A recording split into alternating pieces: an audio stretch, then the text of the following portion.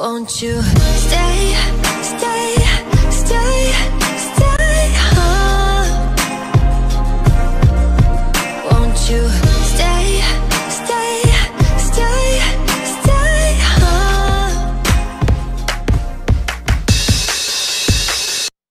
Hey, this is Steve Baltin. You are here on My Turning Point for a really special conversation. This is the first interview Victoria Justice has done talking about her new music, coming back to music after a 7-year absence, and I had a great time talking with her. Always love Victoria, known her for years. Wonderful person, great new songs in Treat Myself and Stay. And it's a really fun conversation talking about everything from Coldplay to romantic movies to her dreams of writing with Sarah Bareilles and Ryan Tedder. Hope you enjoy this conversation as much as I did. God, last time I saw you was, it's so funny. The last time I saw you was Coldplay at the Palladium. And actually today, I just went today to see my friend who I'd gone to the show with to drop off 2 years of birthday presents because, in COVID, we're now on her second birthday. Yeah. Oh my God, that's crazy. Can we talk about how amazing that show was? Honestly, that was one of my favorite concert going experiences just because I'm such a huge Coldplay fan, and to see them in such an intimate setting was just one of the greatest things ever. No, they're always so good live, and oh my God, though, it's so funny not to sound like that jaded asshole. That was the third time I saw them that week. Oh, really? They did a week of promo shows, and Tatiana, the friend I went to see today, that was her favorite band, and she had never seen them. So we saw them at Sirius in the garage for 100 people. No, wait, stop. I'm so jealous. Don't be. In a setting that small, the Palladium was much better. Because in a setting that small, it's uncomfortable. Yeah, but they were just maybe if you're in a setting that small with Chris Martin, some of his incredible talent and energy will somehow leap onto you in some way. I love him so much. He to me is such an incredible front man. I'm just always so blown away by how his command of the stage is just so incredible. So personable too. Such a good dude. I love that dude too. It's so funny because I remember I've only met him once briefly, but I remember this was awesome, and I always appreciate his humility. I was at we were both at an iHeart show that Coldplay was playing, and I have friends at iHeart, so I had all access, and I'm in the hallway watching Jay-Z, right? Because it's Jay-Z, and of course I'm going to watch Jay-Z. And there's one other dude who's in the hallway with me, and everybody's backstage, but we're both in the hallway, just rocking out, nodding our heads to this amazing set. And I look over, and the guy is smiling at me because we're the only two people there, and he takes off his hat, and it was Chris. No way. And I was I love the fact that you're a real music fan, That's so awesome. Yeah. I mean, you've got to be. You can tell he is. I mean, he's just got it in his bones. He's incredible. See, this is such a good segue though, because it ties in nicely with, in the interim of the 7 years between music, talk about the things you've seen and the shows you've seen and the, all this stuff that sort of interweaves that into your music that you're doing now.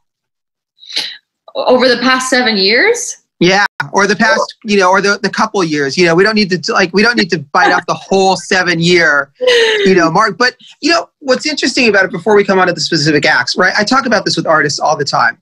When you have time away from something, yeah, it reinvigorates your love for it. And it's if I'm talking with Incubus, who are friends, and they take 5 years off music, or the Red Hot Chili Peppers 5 years off music, anything you do during that time, it comes back into your music and it makes you appreciate it more. So do you find that with the stuff you're doing now with Treat Yourself and Stay, and by the way, I love the fact that they're two very different songs. That's one of the things I appreciate is the fact they're very different. But do you find that making music now, you do have a different appreciation for it and you're enjoying it more? Yeah, I do. I do think so. I think, gosh, 7 years is a long time to be away from something. And I feel coming back into it now, I just really wanted to, I was just in the headspace of, I was really hungry. I was hungry to get back in the studio. I was in sort of a different headspace as a songwriter. I was ready to just be more vulnerable and honest and about things that I was feeling. And I guess I was in a bit of a different space, and I was so excited to. 7 years is a long time to be away from something, and I felt like I just had finally reached the point where, because for a while I'd been back in the studio and making music, and I was always kind of like sitting on stuff and waiting for like, okay, like maybe the right deal to come along, or that deal to follow through, and for that right moment to happen, and like the right song, like when will the right, when will it be the right one for me to put out? Like, it has to be perfect. It has to be this and that. And I just got to the point where I was like, no, like, stop, Victoria. Like, you have all these songs that you've written. They're really good. Like, stop doubting yourself. Like, your people that you trust and love, like, really like them. People are going to like them. Like, just like put it out there. And I feel like, yeah, that's kind of sort of the place that I got to. And once the pandemic happened and everything, I was just like, I have this song, Treat Myself, that I really love. It's like very vulnerable and real and personal to me. And I was just sort of like, now is the perfect time for me to put this out into the world, because I feel like a lot of other people are in this space where we're like alone with ourselves, alone with our thoughts. And I felt like people would be able to relate to that. And so I was just at a point where I was like, I'm not going to wait anymore. Like, I'm just going to go for it and do this. And how much did the response to the song, like, then what's the word I'm looking for? Because I don't want to use invigorating. But then when you get the response to the song and it's positive and it's doing well and people are into it, how much does that then give you a confidence boost to be able to stay and go forward and be like, all right. Yeah, it really did. It was awesome. It gave me a really good confidence boost, because like going into, like, I hadn't put anything out in 7 years. I had no idea like if people would even really be that interested, or how many people would even care, or like how it would be received or not. I was sort of like dipping my toe back into the water again. And like, that's always like the scariest part, is like entering the water again for the first time.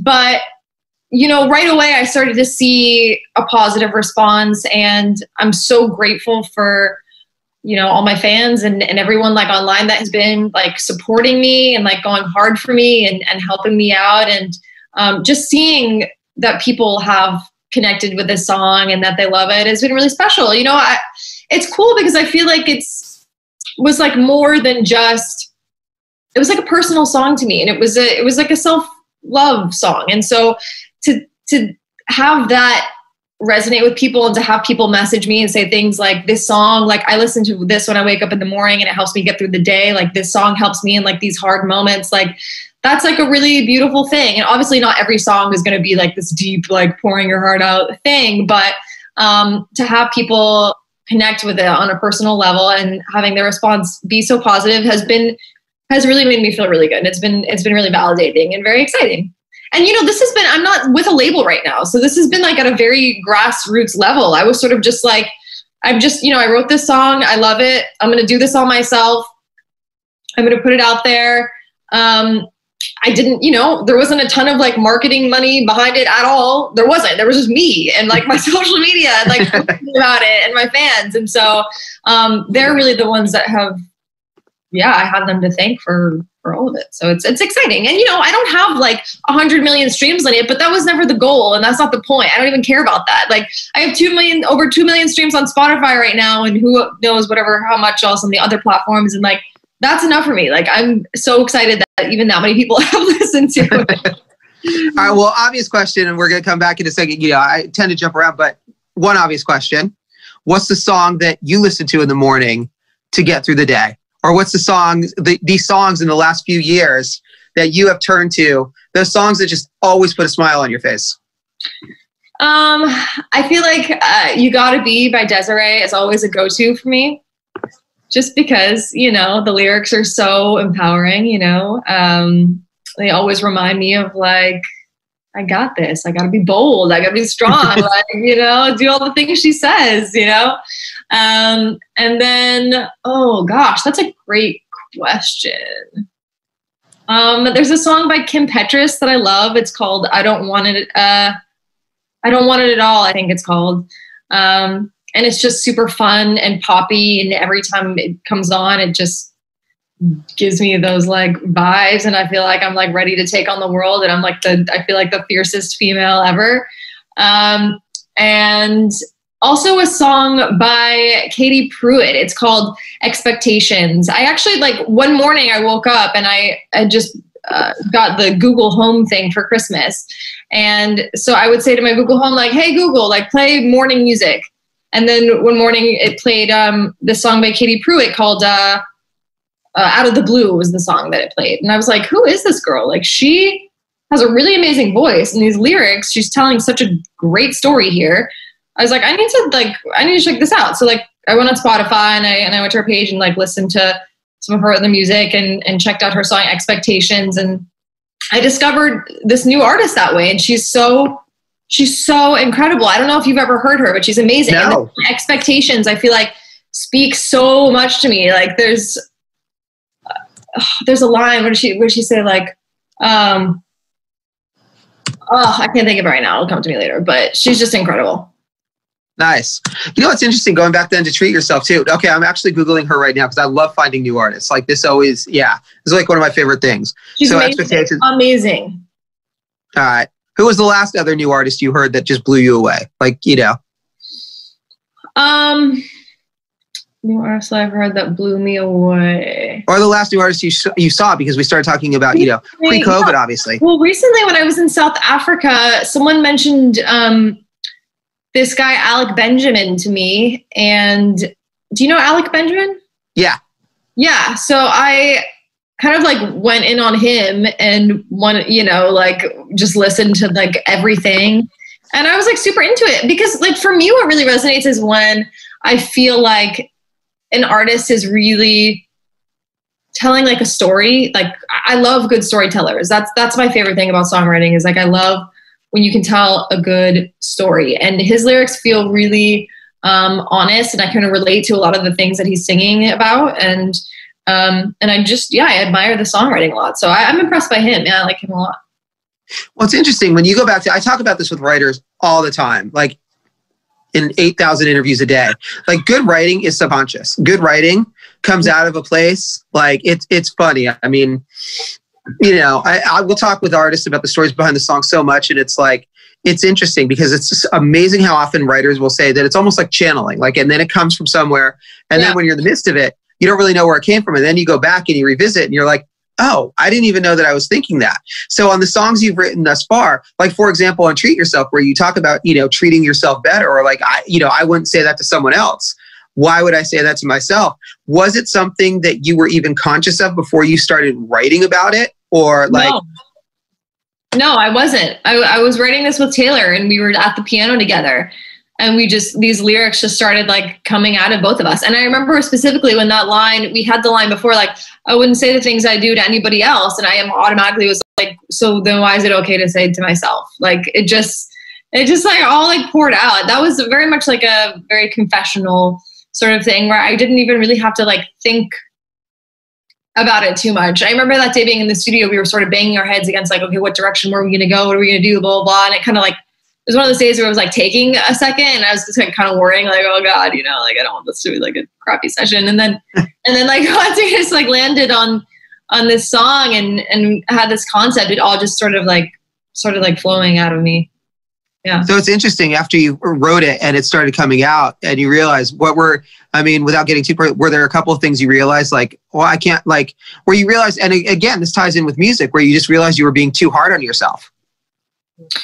What do you mean? Like after writing the song and you went back and you look at it and you write the song where you realize like, I wouldn't say that to someone else. Because, you know, also too, let's face it, every artist is their own worst critic. Every artist is a perfectionist. Yeah. You know, every artist is like, no, that's not good enough. So, you know, moments when you went through and you revisited and you're just like, you know, tying it in with music where you're like, wow, you know, did it help you learn to be easier on yourself? Yeah, I think so, but I think also in a way, sometimes it's a good reminder for me because I'll catch myself feeling certain things or thinking certain ways. And then I'll be like, I'll think of my song and I'll be like, girl, you better practice what you're preaching. You know? Like, so it's kind of that too. And what about Stay? Were there things that you wrote in there that when you went back and you looked at them and it's like, you know, wow, once again, I didn't even know I was thinking that. Yeah. I mean, that song just kind of came out of nowhere. I remember I was writing it with this girl, Tia, who's a super talented songwriter, and she was playing a few chords on the guitar, and then this melody just like came out of us, and the song just came out of nowhere. I don't even know where it came from, but I love it, and I love the story. It's I feel like I mean, I'm like a romantic at heart. I love romance. I love like passion, and I just love how this song is just kind of captures that lusty, sort of passionate moment. And also like leaning into the old school vibe was really fun for me because I love oldies, and I love that kind of music. So it was cool to do that. All right, so we're 3 days from Valentine's Day. What's the favorite love songs? Like, you know, since you say you love the oldies, what are those ones that just get you every time? Oh, love songs that get me every time. Oh, I mean, oh gosh. I mean, I'm trying to think of like what love songs. I don't know. I feel like all like heartbreak, like what's coming to my mind right now is like, probably because I recently watched the Bee Gees documentary, but like How Deep Is Your Love? I love that song. That's like one of the greatest songs ever written. And How Can You Mend a Broken Heart? Not necessarily a love song, but just those lyrics just like cut you to the core. What other songs? Love songs do I love? I mean, or what about the favorite romantic movies? Those ones that, you know. Oh, favorite romantic movies. I mean, of course, like When Harry Met Sally is a classic and so good. Serendipity is one of my favorites of all time with John Cusack and Kate Beckinsale. I love that movie. Oh, I love that movie too. That's one of those movies I can watch again and again and again. Same. And again. Yeah. It's so good. Those are probably like my top 2 favorites, I would say. Yeah. Oh, and there's one called Just Like Heaven with Mark Ruffalo and Reese Witherspoon. Have you seen that movie? Yeah. Yeah. Oh, so good. So good. Love it. When you go back then and you look at a song like Say, then you look at all of those, you know, whether it's the Bee Gees or the movies or whatever, are there certain influences or things that you pop up in there that you're like, oh, wow, that's interesting? Or since you, like you say, you really love the oldies, and then you go back to the Bee Gees, who really, you can't beat them for songwriting. I mean, you know, they are ridiculous. Like, I honestly, like, I've always loved their music, and I grew up listening to their music, but after seeing this documentary, like, I never realized what incredible songwriters they were and how involved they were behind the scenes in creating all of this. It really was just like super inspiring and really like blew my mind. They're just so good. Yeah. Well, it's interesting too, because I think that, you know, I think one of the things that people respond to is, again, so in Treat Myself, right? You're talking about, you know, your own shortcomings, and then in Stay, there shows a vulnerability, you know, and sort of that passion and that openness. And for you as a songwriter, you know, talk about being able to sort of let that out. And, you know, look, because in a way, I talk about this with artists all the time too, right? Like we said, 7 years is a long time. You're also, how old are you now? I'm going to be 28 on the 19th of this month. Oh, happy birthday. Thanks. So, but okay, so from 21 to 28, you are an entirely different person. Do you feel like, in a sense, as a songwriter, you're kind of just starting over, and you're in a way introducing yourself? Yes, I do kind of feel that way. I feel like I'm in a phase where I've written a bunch of songs that I love, but I'm also like in a place where I can't wait to explore who I am as an artist more, and I can't wait to become a better songwriter. And I feel like I still have like so much to learn and so much room to grow, and I'm excited for all of that. All right. So of the songs you haven't recorded, are there one or two that you just feel like, because I talk about this with artists all the time too, being perfectionist, right? You're never entirely satisfied, but what does happen is you hit upon these moments where you feel like you get excited by it, and you look at those as the building blocks for where you want to go. So of the new material, do you feel like you've hit those building blocks? And even with a song like Stay, which you say came so easy, where you're like, okay, I really love this song, but I'm more excited for where this is going to take me next. Yeah, no, definitely. I'm very excited, and I'm trying not to overthink all this, but also at the same time, it's like, I feel like, you know, because I can be a bit of a perfectionist, but at the same time, it's like, I know when something is good, and I feel like it's good enough. You just feel it, and you just know it. And I feel like when that happens, you can't overthink it. You just gotta like get it out there. And so that's what I'm trying to do right now. But I do feel like I have a couple other songs too that I feel like are really moving in the right direction that I want to go. And they're sort of, you know, I don't think people have, like, the stuff that I'm putting out is obviously more mature. I mean, it's been like 7 years and whatnot. I'm, you know, a woman now. And so, yeah, I'm just excited. I'm excited about where this music is going to go. I can't wait to share more with people. And I can't wait to keep writing. Yeah. So have you been writing a lot in pandemic? I've been writing here and there, not as much as I would like to be honest. It's just been hard because, just to get in the same room with people, everyone's freaked out about being in the same room with other people. So it's like, it's hard to be creative. I tried to do a few Zoom songwriting sessions and it's just not the same. But I'm excited to start pushing myself and hopefully start to get in some rooms with people and write more.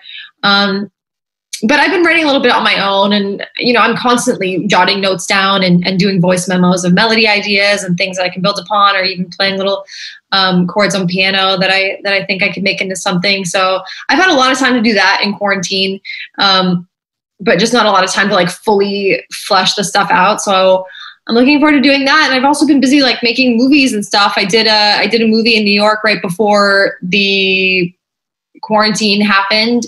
So I got really lucky that I got to finish a movie. And then I did another movie in the middle of this pandemic and quarantine in South Africa. So that was crazy. But yeah. Well, that's interesting too, because when you get to do all these different things, it's also experience that you get to bring back then into the music. And again, going back to like, if I'm talking with, like Brandon from Incubus, who's also a painter, right? Those two art forms infuse each other. If I'm talking with A$AP Rocky about his design, the design and music, like creativity ties together. So for you, as you've been writing more and more, and you're writing more and more and you're acting, do you find the two then infusing each other? And like when you get to go to South Africa, does that then inspire you musically? And do you now look at it more from a writing perspective? Oh my gosh, so much.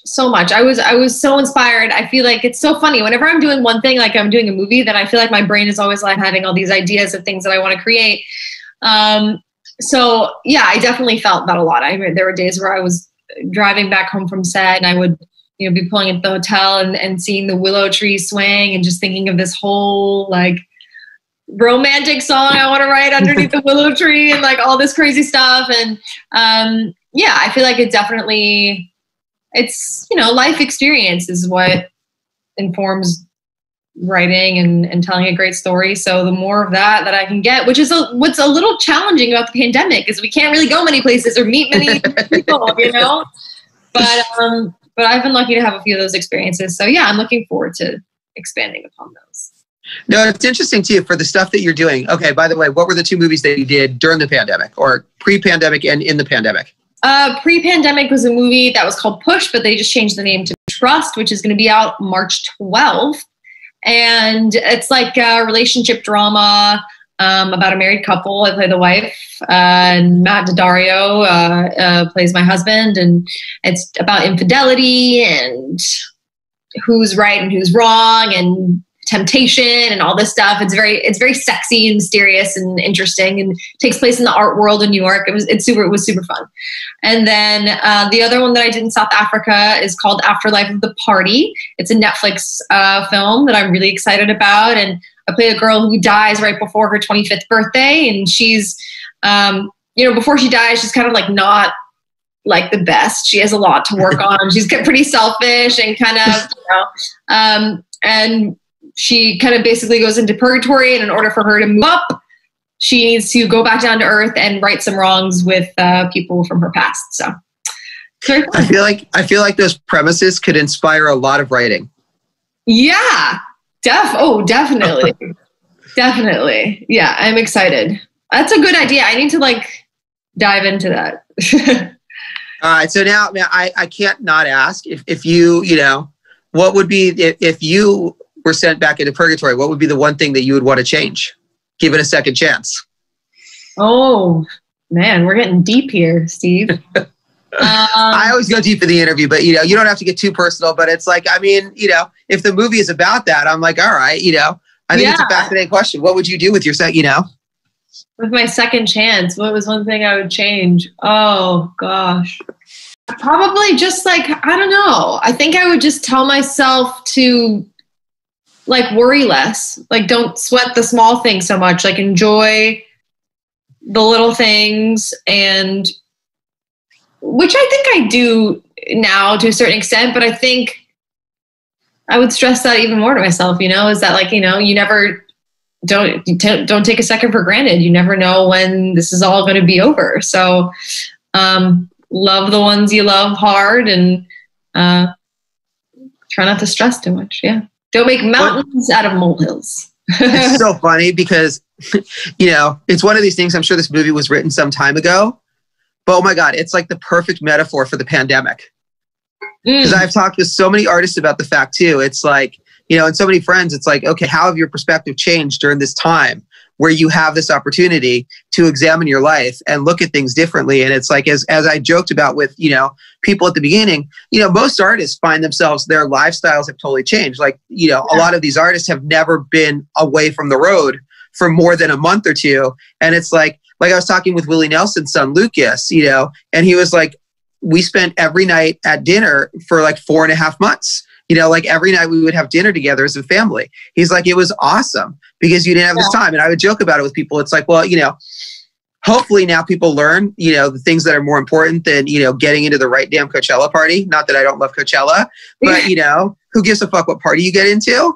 But it's interesting. So I feel like the movie is quite the metaphor for that, re-examining and it is. That's a great way of thinking about it. Yeah. So what's been your biggest lesson then from the pandemic? And it's funny because, sorry, not to interrupt, I was just going to say though, what's interesting is that, as we talk about not sweating the small stuff, that ties in nicely back with, releasing the music and feeling comfortable putting it out there. Yeah, definitely. Gosh, I mean, I think it's been super weird, but I think it's just, I don't know, man. I mean, family is so important, and just, I don't know. Taking the time to slow down is so important, and to like read a book or like, I don't know, spend quality time like with my dogs and like with my sister has been awesome. That's good stuff. What was the last book you read? Do you remember? The last book that I read. My problem is that like I start like I love books so much. And so I buy all the books and then I'm like, oh, I'm so excited to read this. And then I start a little bit of that. And then I stop and then I read some of that. But the last full book I read in its entirety would have to be a book called The Pisces, I think, by Melissa Broder. And I'm a Pisces, so that's what like drew me to the book. And I loved it. It's like this very sort of like very funny, sort of erotic, kind of dark novel about a woman who's going through depression and falls in love with a merman. And it was awesome. I loved it. Nice. Yeah. That actually does sound fun. I'm the same way. It's like, like now I used to be an English major and now it's like, it takes so much for me to read a book all the way through. Yeah. And there's just like so much to read. There's so much out there. I want to read all the things, but there's only so many hours in a day. It's tough. But it's interesting because obviously, look, great literature is also a great way to inspire, writing. So are there books that you sort of look to or that you think to, or those ones that you can go back to again and again, or like that are just the favorites that you think of, even when you're doing your own writing? Oh, that's so tough. I mean, Oprah has this book called The Wisdom of Sundays, and it's just a collection of, she does this thing called Super Soul Sundays where she talks to all these incredible, smart people, spiritual leaders, all these different interesting people, actors. And I love that book. It's always a great reference for me whenever I want to feel inspired or I want to go deep or I want to open my mind in some way. I always feel like I take something away from that book. So that one inspires me a lot. Yeah. I won't keep you much longer, but I do have to ask, besides Coldplay, what were your other favorite shows that you saw in the last few years? Those ones that, because again, when you think about being inspired, and by the way, because there will come a point, God knows when the fuck it is, but there will come a point when you get to play this material live. Oh so by the way, when you get to play live, what's the dream venue to play? What's the place that you are like excited to, like your first show that you'd want to play with these new songs? Oh my gosh. Oh, I don't even know. I mean, I feel like when I first start playing again, it's probably, I like the idea of sort of doing things that are a little bit more intimate at first. Gosh, I don't know. I mean, it would be amazing to play the Palladium. That would be sick. One day I would love to play the Red Rocks Amphitheater. Would be so cool. I don't know. The Greek Theater would be awesome. Yeah. All great venues, yeah. Yeah. But I mean, other concerts that I've seen that I've loved.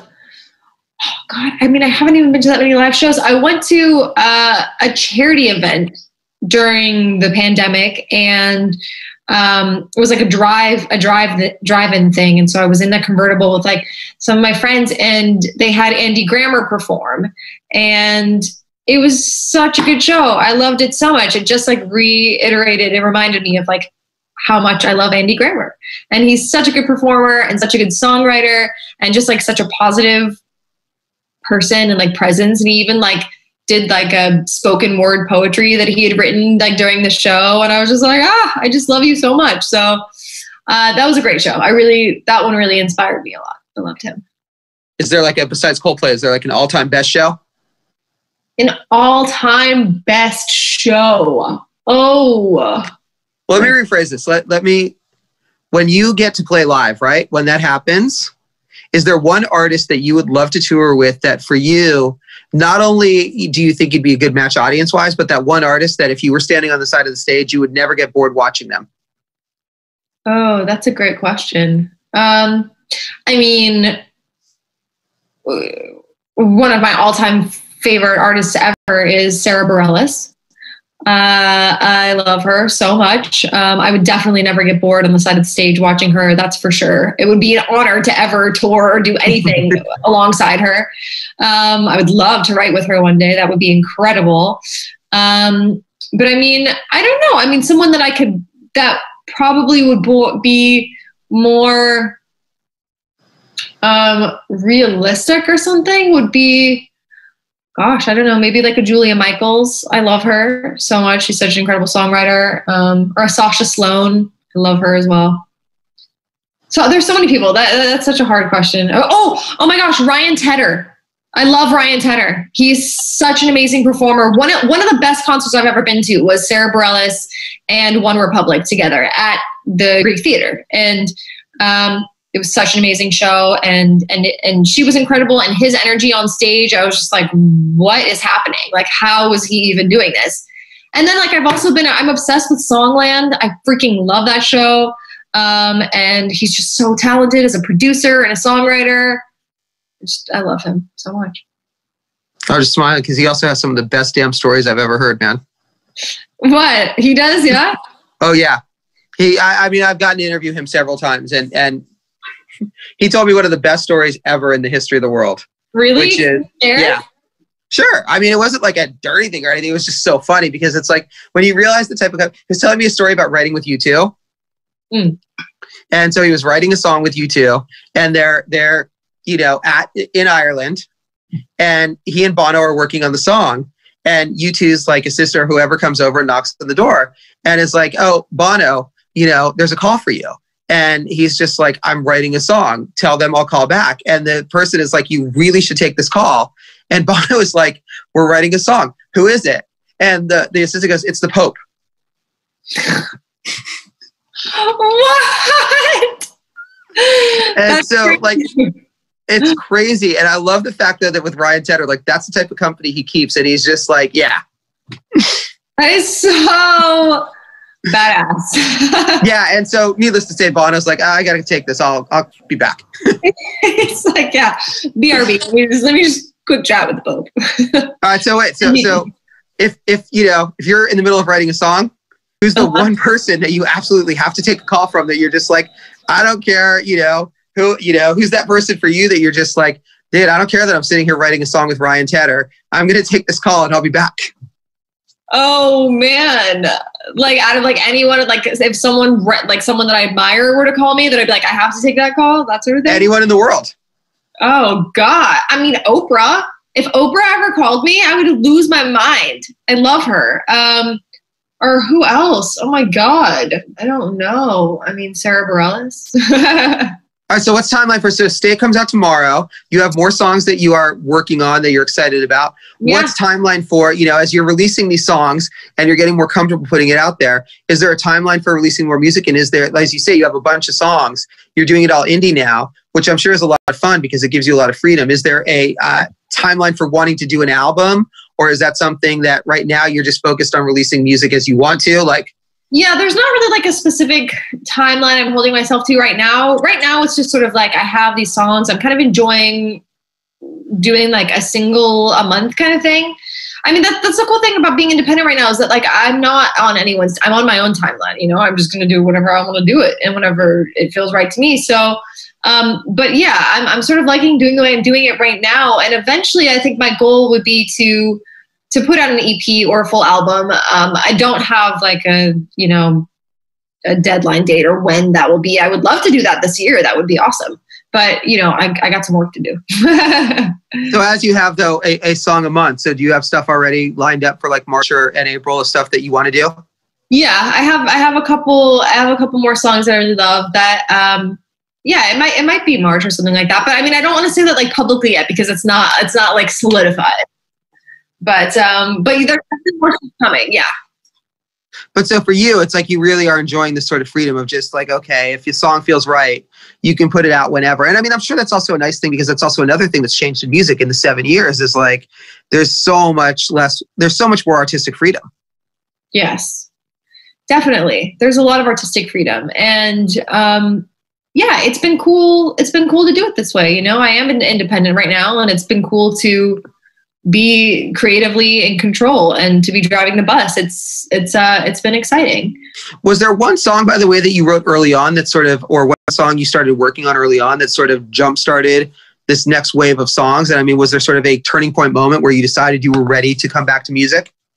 I don't know if there was like a turning point moment where I was like, I'm ready to come back to music. I mean, I've been sort of writing these songs like over the years now, over the past like, I don't even know. I have a song that I want to put out that I think I wrote maybe 4 years ago now, or maybe even a little more. I'm not even sure.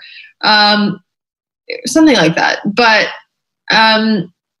it's just been like, sort of sporadically over the years. And more recently, I've just been in the studio more. And I don't know. I don't know if there was a specific turning point, but I knew that when I had like Treat Myself and then like Stay sort of came shortly after that and a couple other songs after that. And I was like, okay, well, I feel like I'm kind of like in a little bit of a groove here. I'm liking the direction this is going. So I don't know, maybe Treat Myself sort of kicked that off. And how long ago was that one written? Treat Myself was written, I want to say like a year ago. Yeah. Okay. So pretty much at the beginning of the pandemic. Yeah. Or no. Hold on. I'm terrible with timelines. It's all right. I actually was doing an interview earlier today and I called it December. I'm like, I really have no idea what the fuck month we're in. It was with Neil Patrick Harris and he just died laughing. It's so true. I don't know what day it is. I don't even know what today is. I think it's Thursday. It's Thursday. Thursday, February 11th. Yeah. Thursday, February 11th. Right. But right. I think we're all given a pass in pandemic for like, okay, Yeah. It's been crazy. It might have been, I Treat Myself. Yeah. It was a little pre-pandemic, sometime around there, a year and a half ago, maybe. Cool. So what else do you want to add? What I feel like we touched upon a lot of stuff. I mean, is there, Yeah. So you want to write with Sarah Bareilles, you want to write with Ryan Tedder. I mean, who would, Yeah. I feel like we covered a lot of stuff. I mean, I think the big thing is again, and it's again, I find this of so many artists, it's nice that you're enjoying music more now. And I think that's a very common thing is you have more freedom and, do you also just feel like, and I guess I would ask too, it's like, as we talked about the fact that, you're 28 now, or you're going to be 28 in 8 days. So by the way, any fun birthday plans? What do you do birthday pandemic? I don't know. I don't even know what I'm going to do. I haven't even thought about it. I mean, now we can go out to restaurants and eat. So I'll probably go to like this restaurant in the Valley I really like, have a pineapple margarita with some friends and family and, come back to the house, play some games and call it a night. I don't really know. I really thought about it too much. But the reason I ask about the age thing is, I think for everyone, as you get older too, you just get more comfortable and you get more confident, and you start to worry less about what other people think. Mm-hmm. And do you feel like that's definitely been the case for you? And is that also making you enjoy music more? And has it made it more comfortable to release music, that as you get older, this is across the board, I found from people, you just worry less about what other people think? I mean, yeah, I think there's a little bit of that. I think at this point, I'm just kind of like, I'm doing it for me, and I'm doing things that make me happy and being true to myself. So I guess, yeah, there is an element of like, I don't really care so much about what other people think. This music's for me and for my fans and the people that do care. And, for the people that don't care, like, that's totally cool. Like, do your thing. You know what I mean? Like, I'm excited about this phase in my life. I'm excited. I feel like I still have a lot of growing to do and a lot of exploring to do musically, and that's very exciting to me. It's exciting to just be putting music out there again. Music is such like a passion of mine, and just like a part of my soul, and something that makes me so happy. And so I just can't imagine a world where I would just ever stop doing that so I'm just having fun getting it out there, sharing it. Nice. When you look at a song like Stay and sort of that vulnerability and putting that out, are there artists that you look to or songs that you go back to for that ability to just open themselves up, or sort of become an inspiration for, because again, I think that's the key. And like you mentioned, the storytelling, but so much of the key of connecting with audiences is authenticity, putting yourself out there,